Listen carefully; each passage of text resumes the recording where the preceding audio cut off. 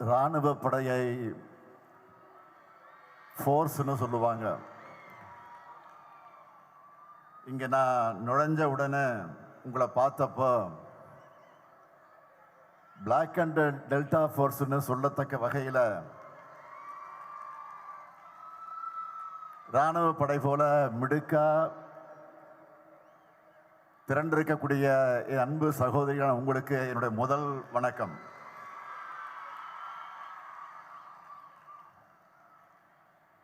வெல்லும் தமிழ் பெண்கள்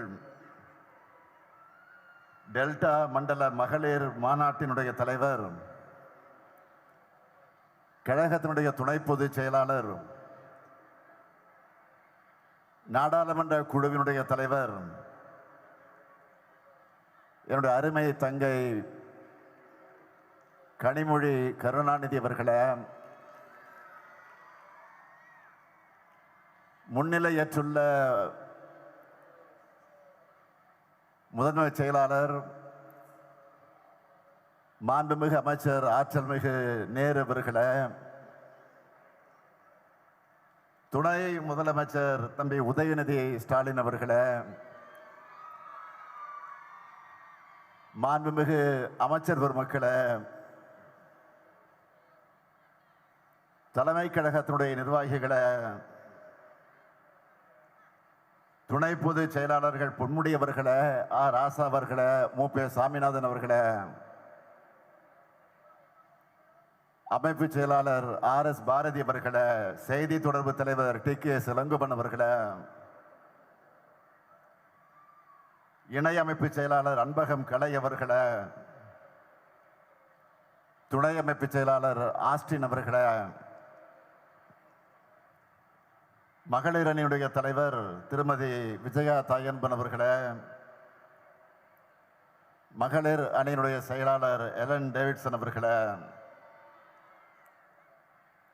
தொண்டரணியின் செயலாளர் நாமக்கல் ராணி அவர்களை, மற்ற மாநில மகளிர் அணியினுடைய நிர்வாகிகளை,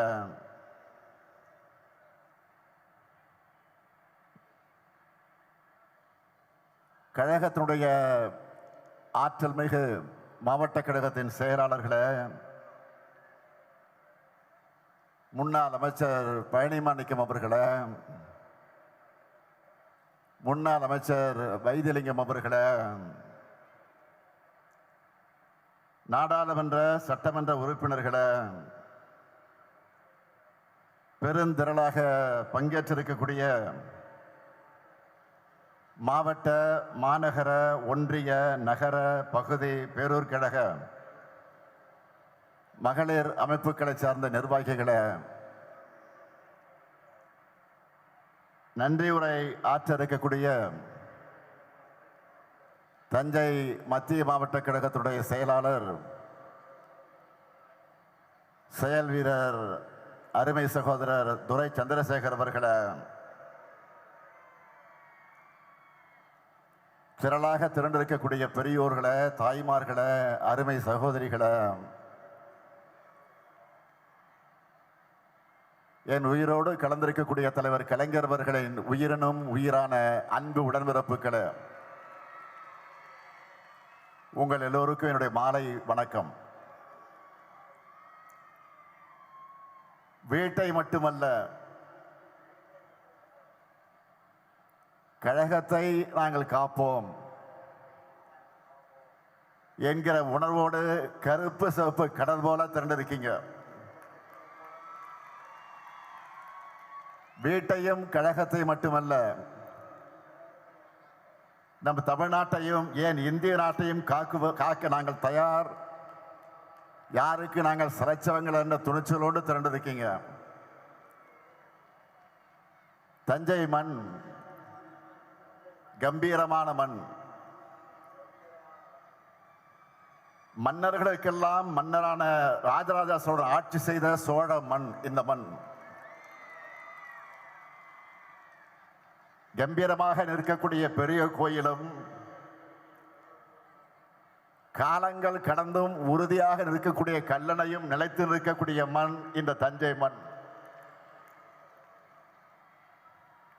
நவீன தமிழ்நாட்டின் சிற்பியான நம் உயர்நிகர் தலைவர் முத்தமிழறிஞர் தலைவர் கலைஞரை கொடுத்த மண் இந்த மண். ஒருங்கிணைந்த தஞ்சை மாவட்டத்தில் பிறந்து காவேரி நீரை குடித்து வளர்ந்தவர் நம்முடைய தலைவர் கலைஞர். ஏன், நானும் டெல்டாக்காரன் தான். இந்த மாநாட்டை எழுச்சியோடும் உணர்ச்சியோடும் ஏற்பாடு செய்திருக்கிறார் கழகத்தினுடைய துணை பொதுச் செயலாளர், நாடாளுமன்ற குழுவினுடைய தலைவர் என்னுடைய அன்பு தங்கை கனிமொழி அவர்கள். தங்கை கனிமொழி கிட்ட ஏதாவது ஒரு பொறுப்பு ஒப்படைச்சா அதை அமைதியாகவும் சிறப்பாக செயல்படுத்தி காட்டுவாங்க என்பதற்கு இந்த மாநாடு ஒரு எடுத்துக்காட்டு. கழக பணிகளில் தான் இந்த அமைதி. உரிமை குரல் எழுப்ப வேண்டிய நேரத்தில் கர்ஜனை மொழியா மாறி போராடுவார். அதுதான் கனிமொழி. அவருக்கு என்னுடைய பாராட்டுக்கள், வாழ்த்துக்கள். அதேபோல மண்டலத்தினுடைய பொறுப்பு அமைச்சர், முதன்மை செயலாளர், என்னுடைய அருமை சகோதரர், திருச்சி தந்த தீரர் KN நேரு, கழகத்தை வளர்க்கிறதுல, எழுச்சி மிகு மாநாடுகளை நடத்துறதுல, மக்களை திரட்டுறதுல அசகாய சூரர் அவர். அவருக்கும்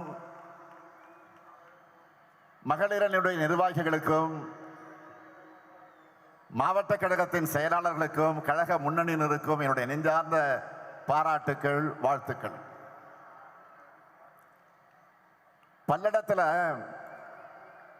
தீபமாய் ஒளிர்ந்த இந்த வெல்லும் தமிழ் பெண்கள் மாநாடு இப்ப தஞ்சையில தகன்னு மின்னுது. தஞ்சை என்பது திராவிட இயக்கத்தினுடைய கோட்டை. வெல்லும் தமிழ் பெண்களை, கழகத்தை காக்க வேண்டிய கடமை, தமிழ்நாட்டை வளர்க்க வேண்டிய கடமை உங்களுக்கு தான் நிறைய இருக்கு. சாதி ஆதிக்க ஒழிப்பு மட்டுமே திராவிட இயக்கத்தினுடைய அடிப்படை நோக்கம் இல்ல. பெண் விடுதலையும் தான் நம்முடைய அடிப்படை. சாதியால் உயர்வு தாழ்வு இல்லை என்பதற்காகவும், ஆண் உயர்ந்தவன் பெண் தாழ்ந்தவர் என்று நினைப்பதும் நடத்துவதும் தவறானது என்பதை உணர்த்துவதற்காகத்தான் உருவாக்கப்பட்ட இயக்கம் நம்முடைய திராவிட இயக்கம். சூத்திரர்களைப் போல பெண்களும் இழிவானவர்களும் ஒடுக்கப்பட்ட காலத்தில் இந்த இருவருடைய விடுதலைக்காகவும் வாழ்நாளெல்லாம் உழைச்சார் தந்தை பெரியார். திராவிட இயக்கத்தோட தாய் அமைப்பான நீதி கட்சி ஆட்சியிலே தான் பெண்களுக்கு முதலாக வாக்குரிமை தரப்பட்டுச்சு. அந்த வழித்தடத்தில் வந்த பேரறிஞர் அண்ணா அவர்கள் சுயமரியாதை திருமண சட்டத்தை நிறைவேற்றினார். பெண்களுக்கு சொத்துல சமபங்கு உண்டு என்று கொடுத்தார் நம்முடைய தலைவர் கலைஞர். இது 1929ஆம் ஆண்டு தந்தை பெரியார் போட்ட தீர்மானம். அதை 1989 நிறைவேற்றியவர் முதலமைச்சராக இருந்த கலைஞர் அவர்கள். பேண்டி காவலர்களை உருவாக்கினவர் கலைஞர். மகளிர் சுய உதவி குழுக்களை உருவாக்கி பெண்களை தொழில் முனைவர்களாக உயர்த்தினவர் கலைஞர். உள்ளாட்சி அமைப்புகள் இடஒதுக்கீட்டை கொடுத்தார். நம்ம திராவிட மாடல் ஆட்சியில இன்றைக்கு 1,30,00,000 சகோதரிகளுக்கு இந்த முத்துவேல் கருணாநிதி ஸ்டாலின் உரிமை தொகை வழங்கி கொண்டிருக்கிறேன். நான் சிஎம் ஆகி முதல் கையெழுத்து பேருந்துகள்ல பெண்களுக்கு கட்டணமில்லா விடியல் பயண திட்டத்துக்கு தான். ஸ்டாலின் பஸ்ஸுன்னு மக்கள் அதுக்கு பேர் வச்சுட்டாங்க. அதுதான் அந்த திட்டத்துடைய வெற்றி. கல்லூரிகளை படிக்கக்கூடிய மாணவிகளுக்கு மாதந்தோறும் 1000 ரூபாய் வழங்குகிற புதுமை பெண் திட்டத்தில் 5 லட்சம் மாணவிகள் பயனடைகிறாங்க. கொரோனா கால இன்னல்களில் இருந்து மகளிர் சுயஉதவி குழுவினரை காத்திட்ட கூட்டுறவு சங்கங்கள் மூலமாக அவங்களுக்கு வழங்கப்பட்ட 2674 கோடி ரூபாய் கடனை தள்ளுபடி செஞ்சுட்டு 17,33,696 சுயஉதவி குழுக்களுக்கு 1,05,235 கோடி ரூபாய் வங்கி கடன் இணைப்புகள் வழங்கி சாதனை படைச்சிருக்கிறோம். மக்களை தேடி மருத்துவ திட்டத்தில் மகளிர் சுயஉதவி குழுவினரை ஈடுபடுத்துறது மூலமா அவங்கள தன்னலமற்ற சேவைக்கு அங்கீகாரம் பெற்று தந்திருக்கிறோம். முதலமைச்சரின் காலை உணவு திட்டத்தில் சுயஉதவி குழு மகளிரை பங்கு பெற செஞ்சிருக்கிறோம். பணிக்கு செல்லக்கூடிய மகளிர் பாதுகாப்பா தங்குவதற்கு தோழி விடுதிகளை திறந்திருக்கிறோம். அடுத்து இன்னும் பல மாவட்டங்களில் தொடர்ந்து திறக்க போகிறோம். அனைத்து மாவட்டங்களையும் பாலின வள மையங்கள் துவக்கப்பட்டிருக்கு. இந்த மையங்கள் மூலமா குழந்தை திருமணம், குழந்தை பாலியல் வன்கொடுமை மற்றும் குடும்ப வன்முறை உள்ளிட்ட பிரச்சனைகளுக்கு தீர்வு காணுகிறோம். உள்ளாட்சியில மகளிர் அதிகாரமிக்கவர்களாக வர வேண்டும் என்று 50 விழுக்காடு ஒதுக்கீடு வழங்கி இருக்கிறோம். ஜெயிச்ச பெண்கள்ல 70 விழுக்காட்டுக்கு மேற்பட்டவர்கள் சுய உதவி குழு மகளிர் தான். அதுல எனக்கு உள்ளபடியே மகிழ்ச்சி. இப்படி பெண்ணுரிமைக்கான ஆட்சியா, பெண்கள் கேட்காமலேயே அவங்களுடைய தேவைகளை நிறைவேற்றுகிற ஆட்சி தான் நம்முடைய திராவிட மாடல் ஆட்சி. நான் செல்லும் இடமெல்லாம் கூடுகிற மக்கள்ல அதிகம் இருப்பது மகளிர் தான். அது மட்டுமல்ல, அவங்க முகத்தில் தெரியக்கூடிய மகிழ்ச்சி, அதில் நான் மகிழ்ச்சி அடைகிறேன். ஆட்சியை பற்றி கேட்கும் போது ஒவ்வொருத்தரும் சொல்றாங்களே, உரிமை தொகை ரொம்ப பயனுள்ளதாக இருக்கு, தினமும் ஸ்டாலின் பஸ்ல தான் வேலைக்கு போறேன், புதுமை பெண்ல 1000 ரூபாய் வர்ற காரணத்தினால வீட்டுல காலேஜுக்கு என்ன அனுப்புறாங்க. இப்படி அவங்க சொல்லும் போது எனக்கு மனநிறைவா இருக்கு. இதுக்காகத்தான் ஆட்சிக்கு வந்தேன்னு நினைச்சு உண்மையிலே நான் பெருமையாக அடைந்து கொண்டிருக்கிறேன். இந்த 5 ஆண்டுல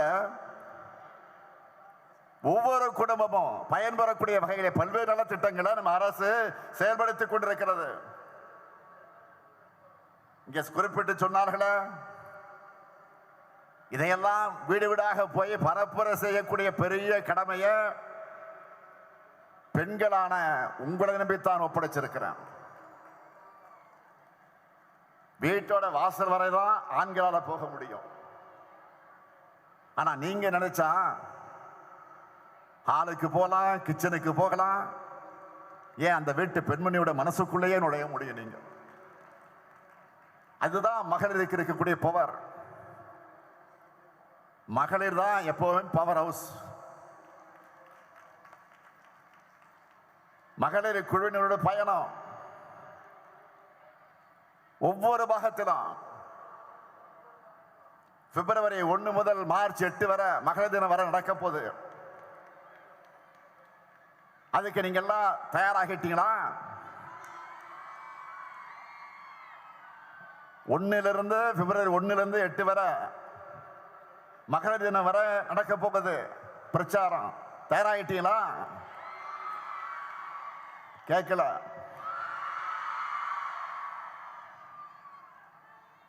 அடுத்து தமிழ்நாட்டை தலைகுனிய விடமாட்டோம்னு தொகுதிகள் தோறும் பிப்ரவரி 28 வரைக்கும் பொதுக்கூட்டங்கள் நடக்க போகுது. இளைஞர் அணியினரும் பிப்ரவரி 7ஆம் நாள் விருதுநகர்ல தென்மண்டல இளைஞர் அணி நிர்வாகிகள் சந்திப்புக்கு நடத்துவதற்கு அவங்க ஆயத்தமாகிட்டாங்க. பிப்ரவரி 11 தொடங்கி பூத் கமிட்டி மாநாடு மண்டல வாரியாக நடக்க போகுது. துணை முதலமைச்சர் பேசும்போது சொன்னார், மாதம் ஒரு மாநாடு. ஆனா பிப்ரவரி மாதம் மட்டும் 5 மாநாடு நடத்த போறோம். 4 வாரம் தான், ஆனா 5 மாநாடு. இவற்றுக்கெல்லாம் முத்தாய்ப்பாக மார்ச் 8ஆம் நாள் தீரர்கள் கோட்டமாம் திருச்சியில 10 லட்சம் உடன்பிறப்புகள் கூடுகிற மாநில மாநாட்டை பேரிழச்சோடு நடத்த போறோம். அதனால சொல்ற, ஜனநாயக போர்க்களத்தில் வெற்றியை பெற வரைக்கும் உடன்பிறப்புக்கான உங்களுக்கு, உங்களை வழிநடத்தக்கூடிய இந்த தலைமை தொண்டரான எனக்கும் ஓய்வில்லை, உறக்கமில்லை. உங்களுக்கு ஓய்வு கிடையாது. முக்கியமா மகளிரணியான நீங்க பரப்புரையோட முன்கள வீராங்கனைகளாக நிக்கணும். ஏன்னா எதிரணியரோட பொய் பிரச்சாரங்களை பெண்களான உங்களால தான் முறியடிக்க முடியும். வாதத்தால உங்களால தான் வெல்ல முடியும்.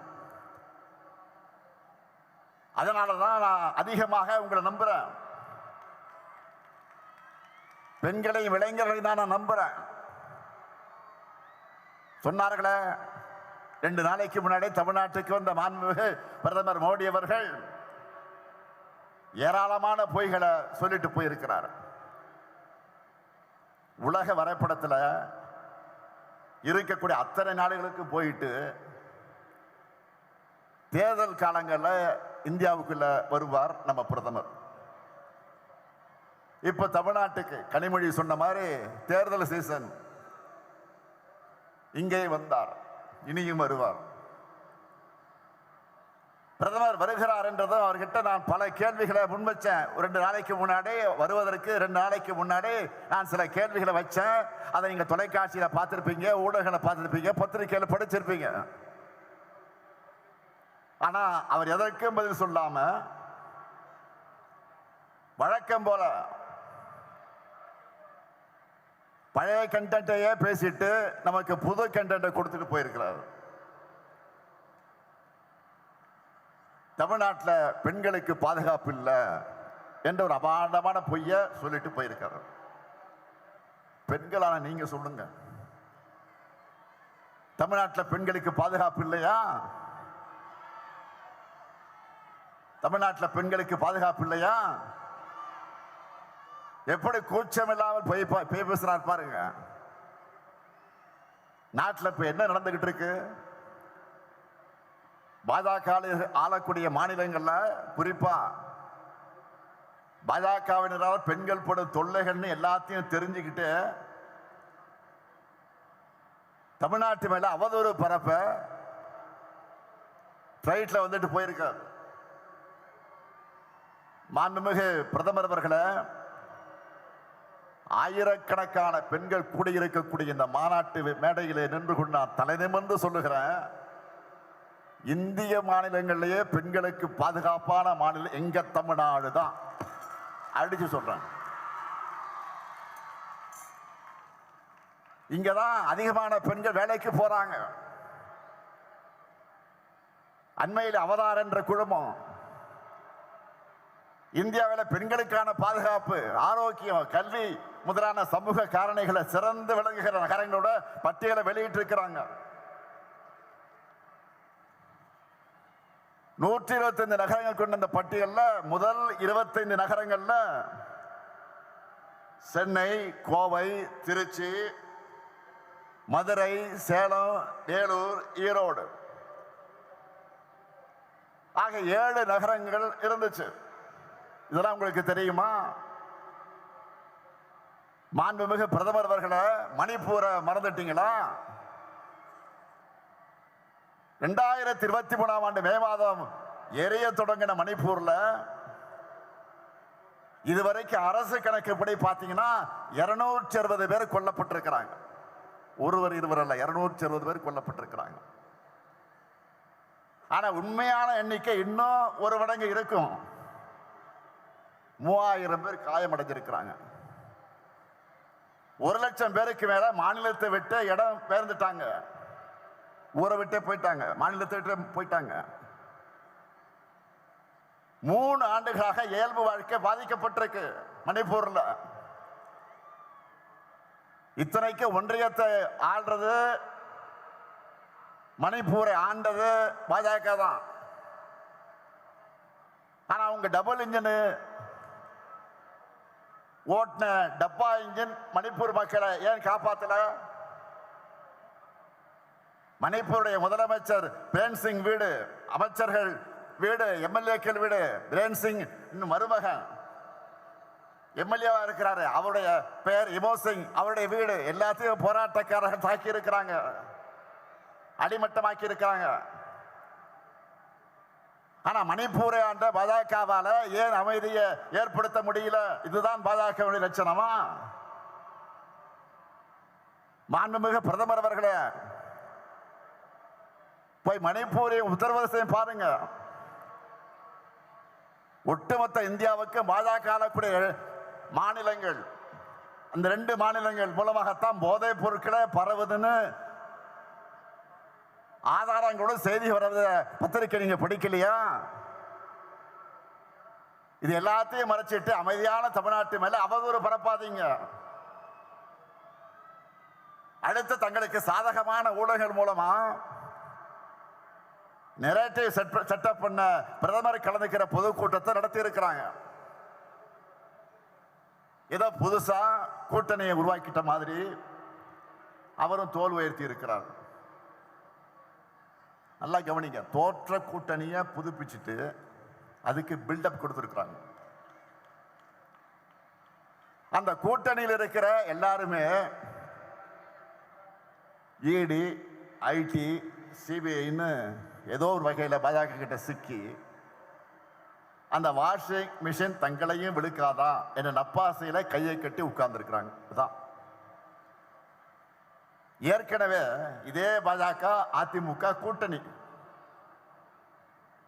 2019 தேர்தலையும் 2021 தேர்தலையும் ஒன்னா நின்று பார்த்தாங்க, தோற்று போனாங்க. அடுத்து 2024 தேர்தலில் அதிமுக பாஜக என்கிற வேஸ்ட் லக்கேஜ கேட்டுட்டு நிக்கலான்னு அப்புறமா சேர்ந்துக்கலான்னு மறைமுக கூட்டணியா வந்தாங்க. ஆனா அந்த கெட்டப்பில் வந்தாலும் உங்களுக்கு கெட் அவுட் தானே தமிழ்நாட்டு மக்கள் திரும்ப திரும்ப சொல்லிட்டாங்க. இப்போ திரும்ப பழையபடியே உடைஞ்சு போனதெல்லாம் ஒட்டி எடுத்துக்கிட்டு புதுசா என்டிஏ அரசுன்னு சொல்லிக்கிட்டு வந்திருக்கிறாங்க. எல்லாருக்கும் தெரியும், பாஜக அதிமுக கூட்டணி கட்டாயத்தால் உருவாகி இருக்கக்கூடிய கூட்டணி, மிரட்டலால் உருட்டலால் உருவான பிளாக்மெயில் கூட்டணி, உண்மையான அதிமுக தொடர்களுடைய விருப்பத்திற்கு எதிராக அமித்ஷா அவர்களால் திணிக்கப்பட்ட கூட்டணி,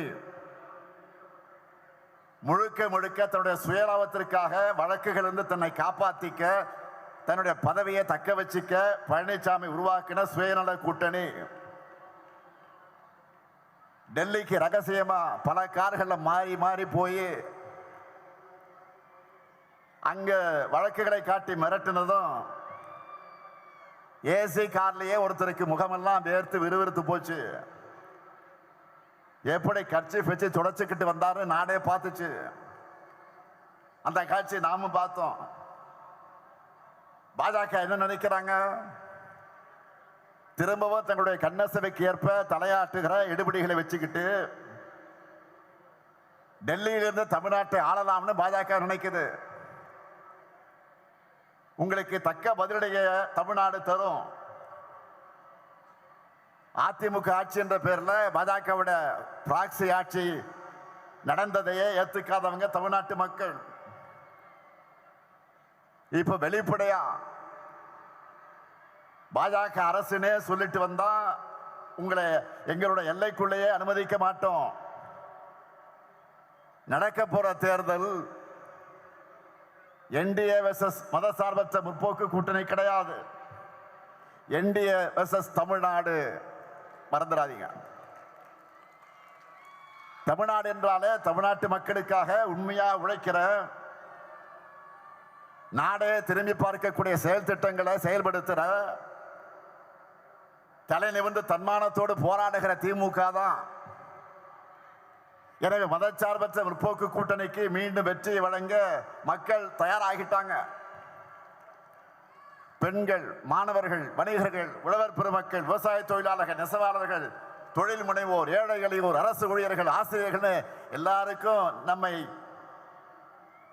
நன்றாக புரிந்து கொண்டு நமக்கு ஆதரவை தொடர்ந்து தந்து கொண்டிருக்கிறார்கள்.